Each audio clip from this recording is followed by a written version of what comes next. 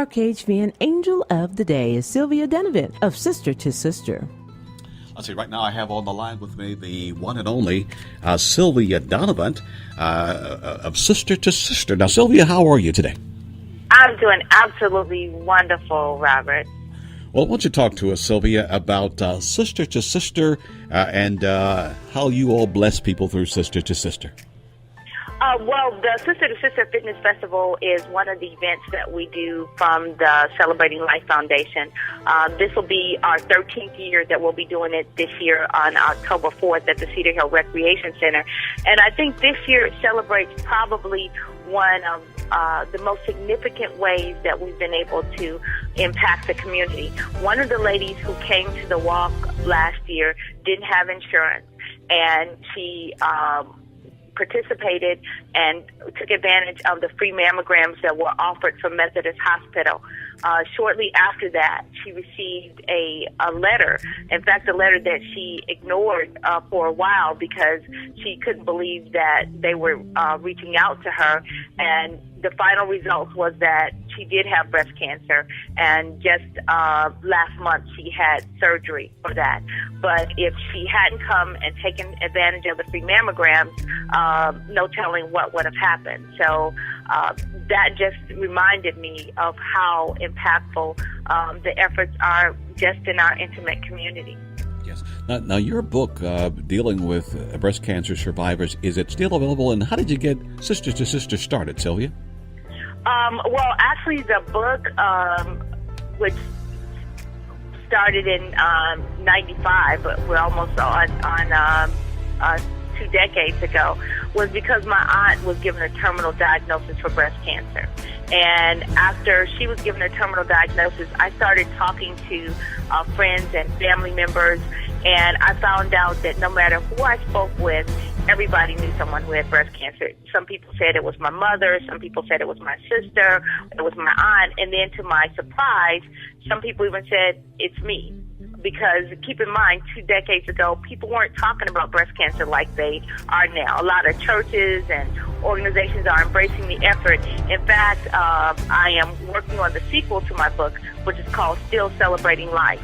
And that deals with some of the original subjects and some new women that have crossed my path as I have been on the journey dealing with breast cancer awareness.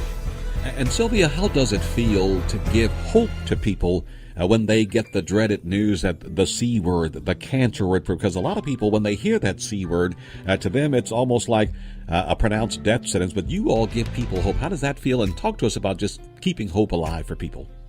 Well, actually, it feels wonderful, but I think one of the biggest challenges for me embracing cancer came when it knocked on my front door. When my mother was given a terminal diagnosis dealing with, she had metastatic lung and colon cancer And at first, when the doctors had told me all the major organs that it had spread to, it was devastating. And I really did not want to tell her because my father had died from liver cancer, and I knew how she felt about it.